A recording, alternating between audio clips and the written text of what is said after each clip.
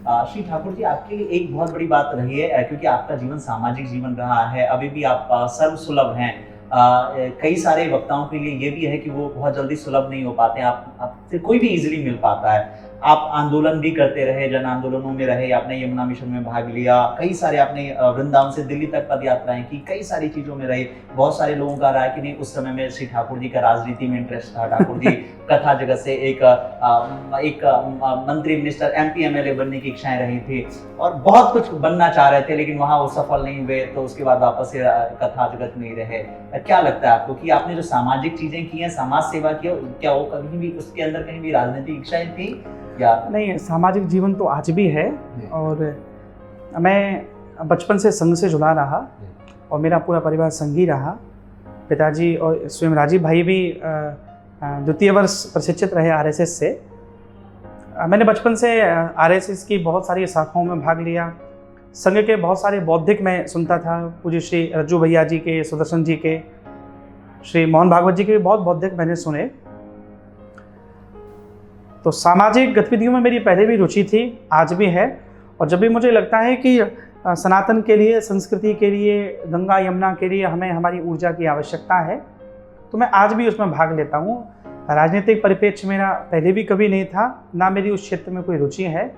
और भगवत रस को चखने के बाद सत्यता ये है कि अन्यान्य किसी रस में आपको रस ही नहीं आएगा।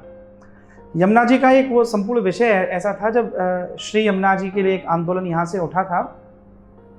परम पूज्य श्री हमारे ब्रज के विरक्त संत पूज्य श्री रमेश बाबा जी महाराज, उनकी आज्ञा थी और उनकी आज्ञा पर मैं तो क्या संपूर्ण ब्रज लगा था।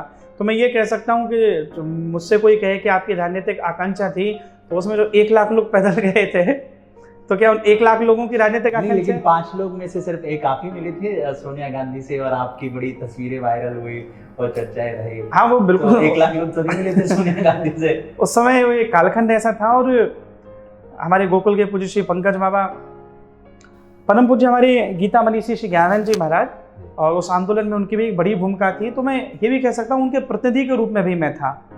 बहुत सारी गतिविधियों को जब मैं रहता था तो श्री महाराज जी को बताना, और फिर ऊपर महाराज जी समन्वय करते।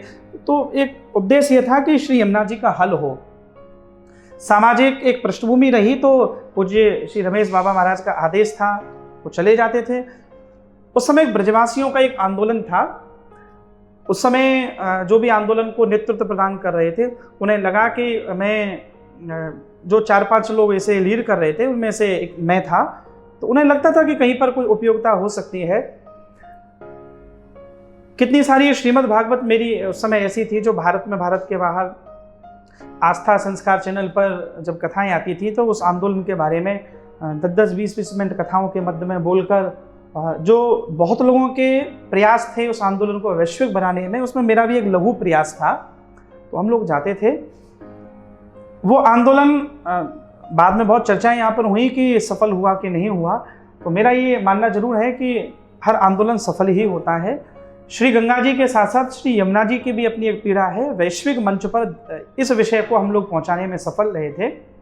यद्यपि आंदोलन से जुड़े हुए कई लोगों के राजनीतिक स्वार्थ थे, पूरी तरह उनके एजेंडा 1-2 लोगों के अलग थे, जिस कारण से वो आंदोलन अपने उद्देश्य को प्राप्त नहीं कर पाया। नहीं तो वह आंदोलन बड़ा अपने निर्णायक स्थिति में पहुंचता, जिसको पूज्य श्री रमेश बाबा जी महाराज ने बाद में फिर उस आंदोलन को जब 2 फाड़ हुआ, तो ऐसे जो लोग जो उस आंदोलन को बाधित कर रहे थे, उनको वहाँ से उस पूरे समूह से हटाया भी गया।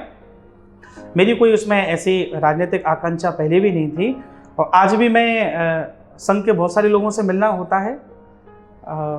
भारत से बाहर भी मैं कई बार जाता हूँ। और 2016 में जब लंदन में हमारी कथा थी, तो ब्रिटिश पार्लियामेंट में रामनवमी महोत्सव मनाया गया। रामनवमी महोत्सव जब मना, तो तब भी भारत के बहुत सारे न्यूज़ चैनलों में और वो सब आया कि वहाँ की हिंदू काउंसिल ऑफ यूके ने वो प्रोग्राम ऑर्गेनाइज किया। एज ए कथाकार मैं वहाँ प्रेजेंट था। तब बहुत लोगों ने कहा कि संजीव जी वहाँ पर ये कार्यक्रम कर रहे हैं, बहुत सारे सांसद आए। तो मैं मानता हूँ ये प्रभु की कृपा थी। 2018 में जब मैं कैलाश मानसरोवर की यात्रा करने गया था, और वहाँ मेरे साथ एक समूह था, चाइना अथॉरिटी ने उस समय हमें वहाँ स्नान करने से रोक दिया था। वो केवल मेरे ग्रुप को नहीं, अब तो वहाँ 100-200 ग्रुप थे। तो लोग बड़े हताश और निराश थे। उस समय फिर मैंने एक वीडियो बनाकर ट्विटर पर और एफबी पर पोस्ट कराया था श्री मोदी जी के नाम, तब तत्कालीन विदेश मंत्री सुषमा स्वराज जी थी। तो फिर वो वीडियो जब वायरल हुआ, न्यूज़ चैनलों के वो हाथ वो वीडियो पड़ा और एक दिन में ही पूरे देश में उस विषय में हलचल हुई, जिसमें जी वो देखा था वो वीडियो। विदेश मंत्री बहन सुषमा स्वराज जी को प्रेस कॉन्फ्रेंस भी करनी पड़ी। तो बहुत सारे पत्रकारों ने, बहुत सारे न्यूज़ चैनलों ने वो विषय भी दिखाया भी, और मैंने हिंदू अस्मिता के साथ उस विषय को जोड़ा था कि हम लोग, चाइना ने हमें परमिट दिया, वीज़ा दिया, हम यहाँ पर आ गए, अब हमें स्नान करने से मना कर रहे हैं, तो हमें बुलाया ही क्यों था। ये बात मैं इसलिए बोल रहा हूँ, उस समय मेरे एक मित्र जो एक मीडिया समूह में काम करते थे, उन्होंने मुझे एक शब्द कहा था। उन्होंने कहा कि जब वो वीडियो चला कि इस उत्पन्न परिस्थिति का आप लाभ उठाना चाहते हैं क्या, एक इशू है, आप चाहें तो इससे अब अपने राजनीतिक और सामाजिक जीवन को विस्तार दे सकते हैं, पूरी संभावनाएं हैं। आपको न्यूज़ चैनल बुलाएंगे, न्यूज़ चैनल आपकी बाइट लेंगे, आप स्टूडियो में आएँ, आप वहाँ पहुँच जाएँ दिल्ली प्रेस क्लब में। मैंने तब भी उनको बड़ी विनम्रता से आग्रह किया कि मेरा कोई इंटरेस्ट नहीं है। जब ये पूरा इशू उठा तो भाजपा के अलावा कई पार्टियों के कई सांसदों का मेरे पास फ़ोन भी आया था कि मोदी राज में क्या हो रहा है, हिंदुओं को ये करना पड़ रहा है, आप हमारे पास आइए, एक हम प्रेस कॉन्फ्रेंस करेंगे। तभी मैंने बड़ी विनम्रता से जवाब दिया कि मैं ऐसी किसी भी उत्पन्न परिस्थिति का फायदा मेरे निहित राजनीतिक स्वार्थ के लिए मैं नहीं उठाऊंगा। इस परिस्थिति के कंधे पर पैर रखकर मैं आगे बढ़ूं, ना सामाजिक जीवन में मुझे प्रतिष्ठित होना है, राजनीति तो दूर दूर तक कोई स्वप्न ही नहीं है, ये हमारा क्षेत्र भी नहीं है, मुझे नहीं जाना। मुझे कई मीडिया समूह ने उस समय बोला था आप आकर एक प्रेस कॉन्फ्रेंस करें या हम डिबेट रख लेते हैं, मैंने विनम्रतापूर्वक मना किया था। राम जन्मभूमि का जब संपूर्ण विषय आया तो मैं बड़ी आदर के साथ बोल रहा हूँ, मेरे पास जी न्यूज़ से 1-2 बार फ़ोन आया था कि आपको उस डिबेट में भाग लेना है। तो मैंने कहा भाई मैं एक कथाकार हूँ और यहाँ चैनलों पर तू मैं बहुत होती हैं। जी अब डिबेट का एक, तो मैं इन 4-5 लोगों के, ये सब 4-5 लोग भी जो हैं जिन पार्टियों के प्रवक्ता हैं, ये भी आदरणीय हैं, हमारे कोई बंधु हैं जो वहाँ तक पहुँचे हैं, पर मैं उस तू में शामिल नहीं हो सकता।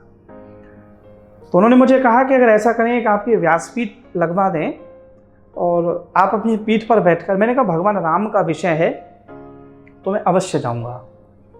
नहीं, आपने बोला भी बहुत अच्छा। मैं 2-3 बार राम मंदिर की डिबेट में गया और जहां मुझे लगा कि एज ए व्यक्ति के रूप में नहीं, एज ए वक्ता के रूप में मर्यादित कोई प्रस्तुति है तो मैं चला गया। भगवान श्री कृष्ण जन्मभूमि के मंदिर का भी एक विषय अभी उठा है, मुझे 1-2 चैनलों में जाने का अवसर मिला, लेकिन प्राय मेरी इसमें रुचि रहती नहीं है कि बहुत सारे चैनल मुझे बुलाएं, या तो मुझे लगता है कि हम लोग धर्म क्षेत्र पर बोल सकते हैं, ये हमारा विषय है। हर राजनीतिक विषय पर, हर सामाजिक विषय पर हमें नहीं बोलना चाहिए। बहुत सारे अधिकृत लोग हैं। या यूँ आपकी राजनीति में कोई ऐसी रुचि नहीं रही, आप राजनीति कोई आपकी ऐसी महत्वाकांक्षा? मेरी एक प्रश्न नहीं है, और जहाँ हूँ ऐसी महत्वाकांक्षा हो सकती है कि आप स्वयं ना जाएं लेकिन अपने कोई 2-4 व्यक्तियों को आगे बढ़ाएं। सब अपने ही लोग आगे बढ़ रहे हैं।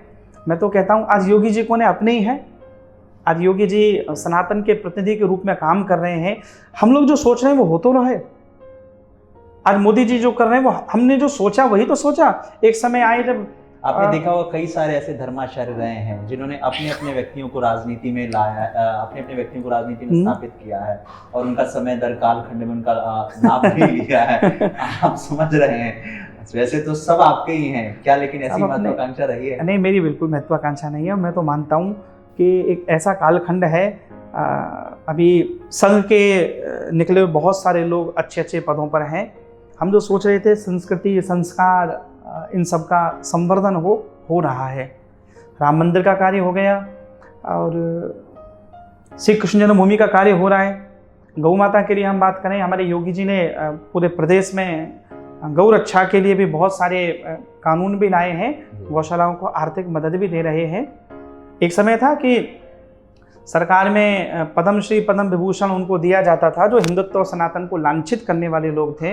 पहली बार धोती वालों को पद्मश्री मिलने लगे, संस्कृत बोलने वालों को मिलने लगे, पुजारियों को मिलने लगे, भगवान की कथा गाने वालों को मिलने लगे। तो जो हम चाहते थे वो सब हो रहा है। मेरी व्यक्तिगत कोई ऐसी इच्छा नहीं है। मैं तो बस यही वाणी गुणानुकथने श्रवणौ कथायाम, मैं तो भगवान से यही प्रार्थना है कि ये जो दायित्व मिला है इसी को मर्यादा के साथ हम लोग निभाते रहें।